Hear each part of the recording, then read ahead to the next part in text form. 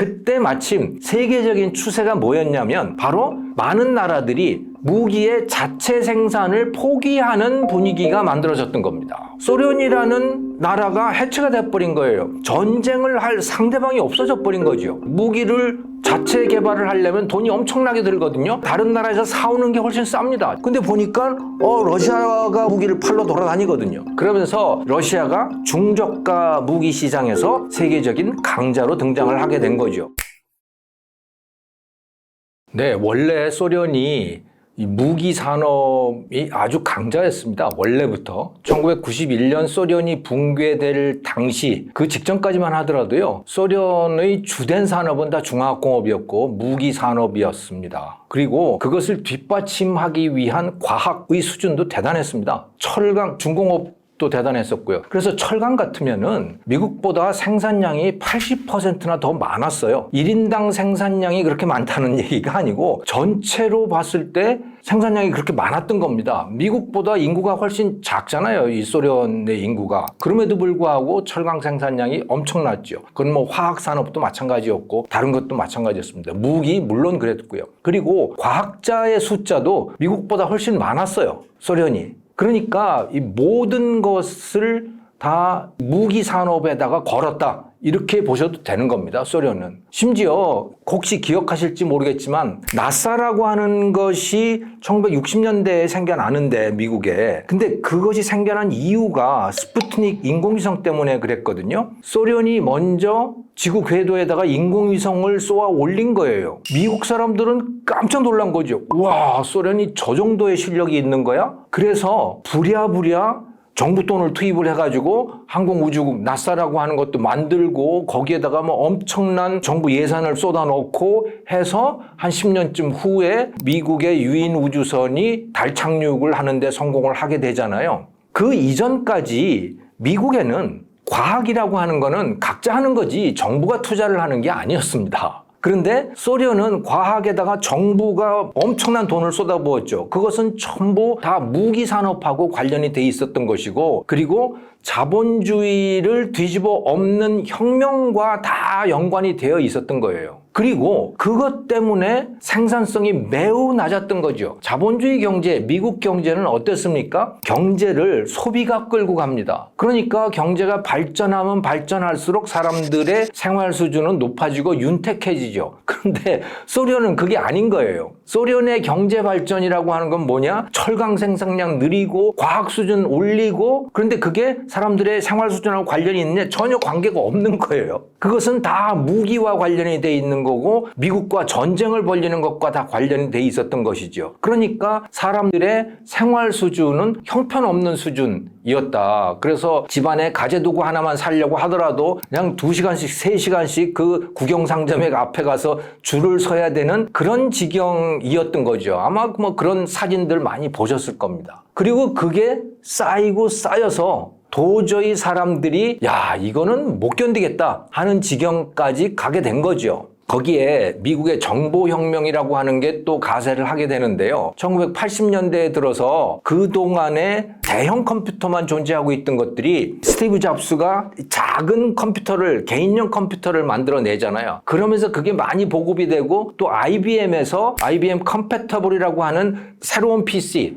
또 싸구려 PC가 만들어질 수 있는 플랫폼을 만들게 되죠. 그러면서 전 세계적으로 이 PC들이 보급이 되어 가거든요. 소련도 여기에서 예외가 될 수는 없었어요. 그러니까 사람들이 어떤 식으로든 서구의 사람들이 어떻게 사는지를 소련 사람들도 알게 됐던 거고, 그래서 불만이 쌓이고 쌓이게 된 거고, 그것 때문에 사실 내란에 준하는 사태가 발생을 했던 거죠. 옐친이 주도하는 쿠데타가 그래서 일어났다고 이해를 하시면 되겠습니다. 그러니까 러시아의 전신인 소련의 모든 산업은 사실은 다 무기 산업이었다. 이렇게 이해를 하면 되는 거죠.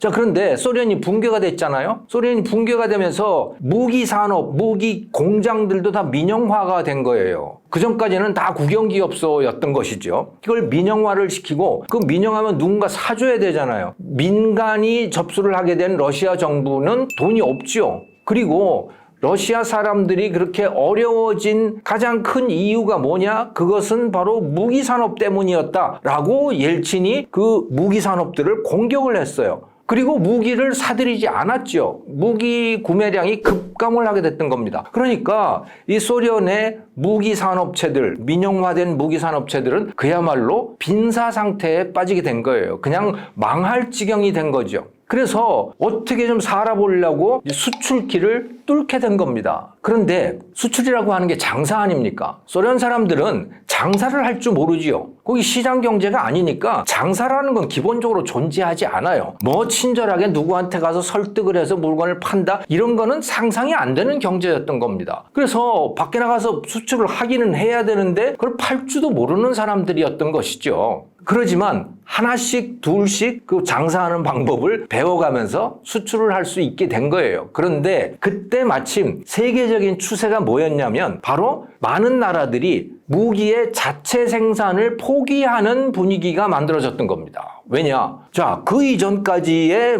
나라들마다 다 무기를 자급자족하려고 노력을 해왔던 이유는 뭐냐면 전쟁 때문이었잖아요. 그런데 소련이라는 나라가 해체가 돼버린 거예요. 전쟁을 할 상대방이 없어져 버린 거죠. 그러니까 나라들마다 다 전쟁의 위협이 그만큼 줄어들었습니다. 우리나라는 그래도 여전히 북한이라고 하는 존재가 멀쩡하게 있었기 때문에 여전히 우리는 무기의 자급자족을 추구를 했지만 다른 대부분의 나라들, 예를 들어서 일본이라든가 영국이라든가 이런 나라들은 그걸 할 이유가 없어진 거예요. 그러니까 무기를 자체 개발을 하려면 돈이 엄청나게 들거든요. 미국이라든가 다른 나라에서 사오는 게 훨씬 쌉니다. 자체 개발은 굉장히 돈이 많이 들어요. 자기의 내수 시장이라고 하는 게 규모가 작기 때문에 규모의 경제가 살아나지 않고 코스트가 엄청나게 높은 거죠. 무기 한 대당 생산 원가가. 그래도 전쟁의 위험이 있는 상황에서는 그래도 그것을 해야겠다라고 생각을 하고 추진을 해왔는데 이제 그 전쟁의 위협이 사라지고 나니까 꼭 이걸 해야 되나? 무기를 들여놓기는 하더라도 꼭 그래야 될 이유는 없어. 그냥 사오면 되겠네. 싼 거를. 그래서 미국 거 사오고 근데 보니까 러시아가 무기를 팔러 돌아다니거든요. 그래서 러시아제 사들이고 이렇게 됐던 겁니다. 그러면서 러시아가 중저가 무기 시장에서 세계적인 강자로 등장을 하게 된 거죠. 왜냐하면 워낙 소련 시절에 많이 투자를 해서 기술이 상당히 좋았던 겁니다. 가격도 싸고. 그렇게 해서 러시아가 세계 2위의 무기 수출국으로 올라서게 된 거죠.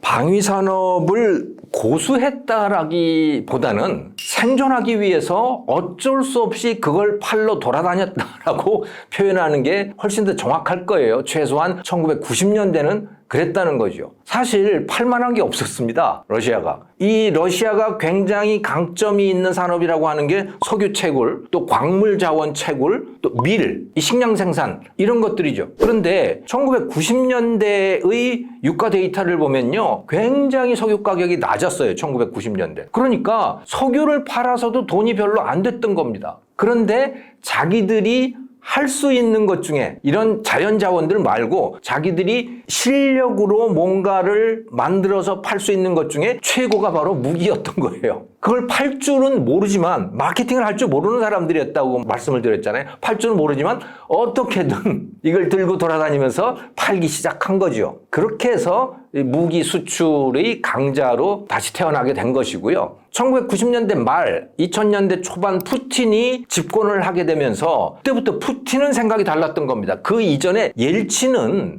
러시아를 재무장시킬 생각이 전혀 없었어요. 그냥 러시아는 그냥 찌그러져 가는 나라 정도로 개념을 갖고 있었죠. 그런데 푸틴은 생각이 완전히 달랐습니다. 처음부터 뭐 반드시 그랬던 것은 아니지만 팽창주의, 잃어버렸던 소련의 영토를 다시 되찾겠다라고 하는 생각이 상당히 강했던 사람이고 특히 2008년 이후에 경제가 쇠락을 하면서 그런 움직임이 굉장히 강해지죠. 그 나라들마다 말이죠. 이렇게 대국들은 이런 성향을 꼭 가집니다. 경제가 잘 나갈 때는 그냥 경제에 집중을 하다가 경제가 추락을 하기 시작하면 그때부터 팽창주의, 주변 국가들을 정복하려고 하는, 무력으로 정복하려고 하는 그런 성향들이 반드시 나타나요. 그 소련도 그렇거든요. 푸틴이 집권을 하고 나서 그러니까 1990년대 말부터 희한하게도 국제 유가가 엄청나게 뛰게 되죠. 그래서 뭐 배럴당 120달러, 130달러까지도 가게 되잖아요. 그 전에 30달러 뭐 이런 수준에서. 그러니까 푸틴은 굉장히 운이 좋은 사람이었던 거예요. 자기가 집권하자마자 유가가 폭발적으로 올라가니까 이건 마치 푸틴이 잘하는 것처럼 되어버린 겁니다. 그래서 러시아가 경제 성장을 굉장히 많이 했어요. 사람들도 살기가 좋아진 거죠. 유가가 올라가니까. 자, 그런데 2008년 글로벌 금융위기 때 유가가 폭락을 하게 되고요. 그 이후에 한 2009년, 10년에 다시 유가가 회복이 됐지만 그래도 점차적으로 예전 같지만은 않았던 거예요. 그 러시아의 경제 성장률도 계속 추락을 하게 됩니다. 2008년 경제 위기 이후에. 자, 이렇게 되니까 그동안 러시아 국민들이 이런 성장이라고 하는 것의 단맛을 보게 됐잖아요. 그런데 그것을 푸틴이 더 이상 줄 수가 없는 거예요. 그 다음부터 푸틴이 러시아 국민들에게 줬던 건 뭐냐? 잃어버린 옛 영토의 탈환인 겁니다. 그래서 뭐 스탈린 얘기는 잘 안 하지만 푸틴이 스탈린의 영광 이런 건 잘 얘기는 안 하는데 옛날에 피터 대제 있잖아요. 러시아가 위대했던 그 당시 이야기를 푸틴이 자주 회상을 시키는 거예요. 그러면서 이제 옛 영토를 찾아야겠다라고 하는 걸 은연중에 이야기를 하고 또 동시에 무기 생산도 계속해서 늘리게 되는 거죠. 이런 과정을 거쳐왔다고 보시면 되는 겁니다. 네, 불곰 사업이라고 하는 게 우리나라가 러시아, 원래는 소련한테 돈을 빌려줬었습니다. 그 소련한테 빌려준 그 빚을 러시아가 넘겨받았잖아요. 그 빚을 돈으로 받아야 되는데 그것을 돈으로 못 받고 무기로 대신 받는 사업, 그게 불곰 사업이거든요. 그 유래를 좀 말씀을 드리면 노태우가 이제 대통령이 됐잖아요. 노태우 대통령이 되고 나서 이분이 굉장히 공을 들였던 게 소련하고 외교 관계를 맺는 거였어요. 그 전까지는 완전히 적대 국가였는데 그 소련하고 외교 관계를 맺게 되면 우리가 거의 대등한 관계 비슷한 느낌이 들게 되고 그러면 이것은 노태우 정부로서는 굉장한 치적이 되는 거였죠. 그래서 어떻게 저떻게 해서 1990년에 대한민국이 소련하고 수교를 하게 됩니다. 1991년에 소련이 붕괴가 됐지만 말이죠. 그렇게 되면서 우리나라의 외교에 새로운 지평이 열리게 된 거예요. 미국 중심으로만 되어 있던 이 좁은 세계가 완전히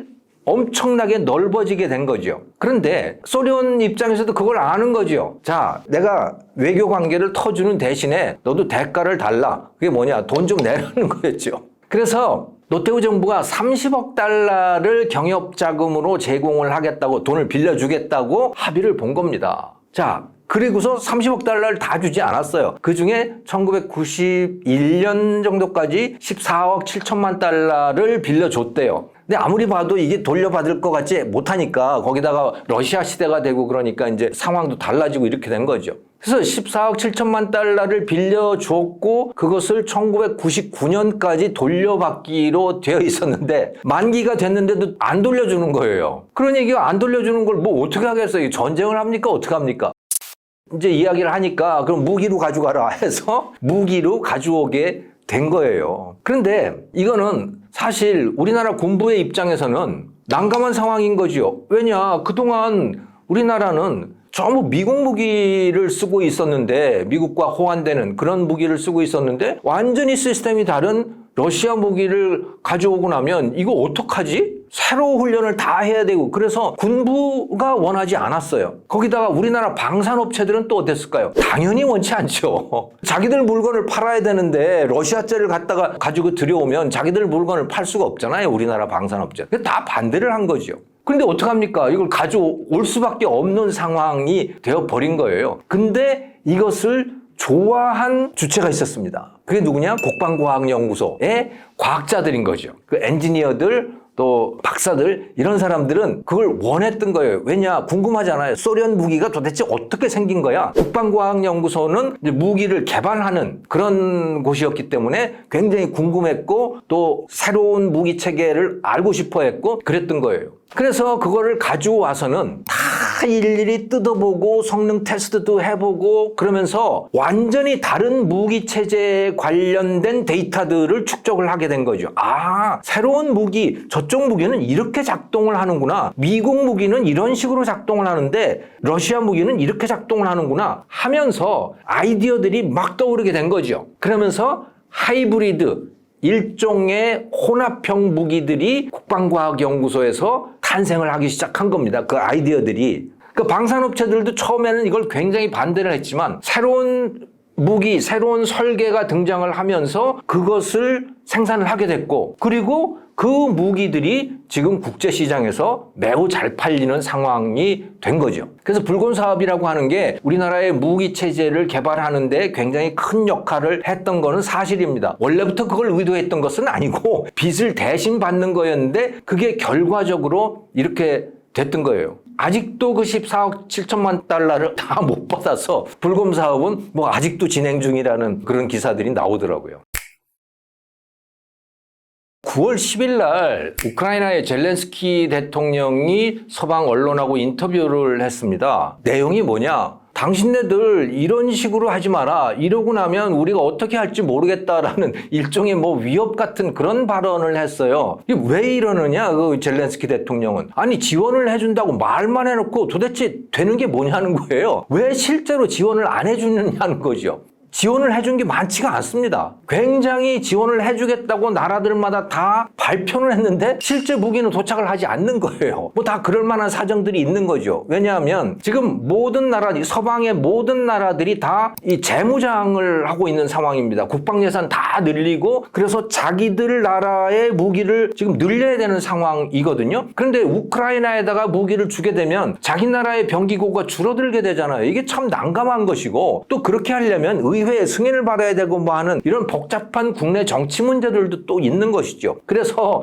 말은 다 해놓고 무기가 잘 도착을 하지 않는 거예요. 그러면 우크라이나가 쓰는 무기는 뭐냐? 원래 우크라이나는 러시아제 무기를 갖고 있었죠. 뭐 동유럽 국가들이 다 그렇습니다. 그 러시아제 무기가 주 무기라고 보시면 돼요. 그러니까 러시아제 무기끼리 싸우는 거죠. 거기다가 우크라이나에다가 가장 무기 지원을 많이 해준 나라, 가장 신속하게 해준 나라가 바로 폴란드입니다. 폴란드가 우리나라에서 한국산 무기들을 많이 사갔잖아요. 근데 그와 동시에 폴란드가 했던 일은 우크라이나에다가 무기 지원을 해준 거예요. 기존에 자기들이 갖고 있던 무기. 그 무기는 무슨 무기냐? 그건 다 러시아제 무기들입니다. 그러니까 폴란드가 러시아제 무기를 우크라이나에다가 넘겨준 거예요. 그 우크라이나는 결국은 러시아제 무기를 갖고 전쟁을 치른 거라고 보시면 되는 거죠. 무기의 주력이 그렇다는 겁니다. 미국 무기도 꽤 많이 있긴 했었어요. 그게 가장 많은 게 탄약들인 거죠. 155mm 이 자주포 포탄 같은 거. 또 단거리 미사일을 꽤 많이 줬던 모양입니다. 제블린이라고 하는 거. 그래서 어깨에다가 이렇게 메고 쏘는 그 미사일들. 이런 것들은 근데 효과가 굉장히 좋았죠. 그래서 이 러시아의 탱크들이 길을 못 펴고 그냥 다 주저앉고 했던 게 다 이 제블린 단거리 미사일 같은 거, 그런 것들 때문이었거든요. 그런데 미국이나 서방이 비행기 안 주잖아요. 주겠다고 말은 하는데 뭐 내년이 될지 후년이 될지 알 수가 없대요. 또 장거리 미사일도 안 줍니다. 이런 것들을 정말 주게 되면 어쩌면 러시아 본토가 위험해질 수도 있겠죠. 이거는 어쩌면 서방이 원하지 않는 것일 수도 있어요. 왜냐, 잘못해서 푸틴이 이 전술 핵무기라도 쓰면 큰일 아닙니까? 그러니까 서방이 이러지도 못하고 저러지도 못하고 하는 그런 상태에 있다. 이렇게 이해가 되는 거예요. 그러니까 젤렌스키가 나와서 이제 위협까지 하는 상황이 된 거죠. 너희들 이렇게 할 거면 나 무슨 짓 할지 몰라? 어쩌면 내가 서방을 이탈할지도 몰라? 이런 분위기까지 지금 풍기고 있는 상황이거든요. 사실은 서방 무기가 우크라이나에 제대로 들어가 있지 않다. 이렇게 보시면 되는 거고요. 거기다가 전쟁이 지지부진한 이유가 있습니다. 지금 러시아가 방어 방식, 방어 태세로 바뀐 거예요. 그 전까지 공격을 하다가 그래서 점령해 놓은 땅들이 있잖아요. 그거를 지금은 방어하는 그런 국면으로 바뀌게 된 거죠. 그 방어는 어떻게 하느냐? 거기다가 엄청난 구덩이를 팠대요. 쫙 구덩이를 파서, 그러니까 우크라이나의 탱크가 넘어오지 못하도록 그렇게 해놓고 거기다가 이 지뢰들을 엄청나게 매설을 해놨다네요. 그러니까 우리가 상식적으로 알고 있듯이 공격을 할 때는 희생이 어마어마하게 큽니다. 방어는 그거보다 훨씬 쉬운 거죠. 지금 러시아가 방어를 하고 우크라이나가 공격을 하고 있는 그런 상황인데 둘의 무기는 비슷한 무기들이다. 사실은 러시아제 무기를 갖고 서로 쓰고 있는 것이다. 그 그 러시아의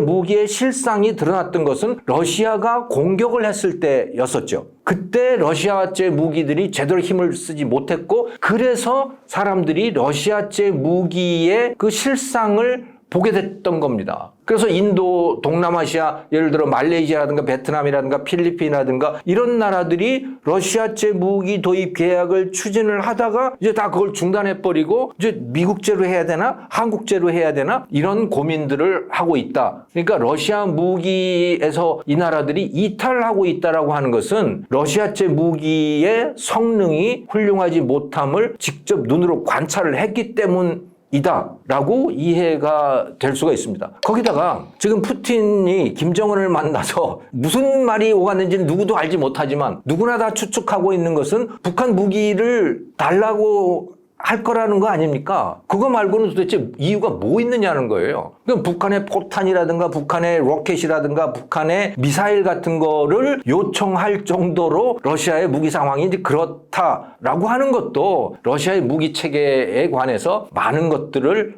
보여주고 있다, 이렇게 생각을 합니다. 오늘 김정호의 경제TV는 우크라이나 전쟁과 관련해서 러시아의 방위 산업이 어떠한 형편인지에 대해서 말씀을 드렸습니다. 감사합니다.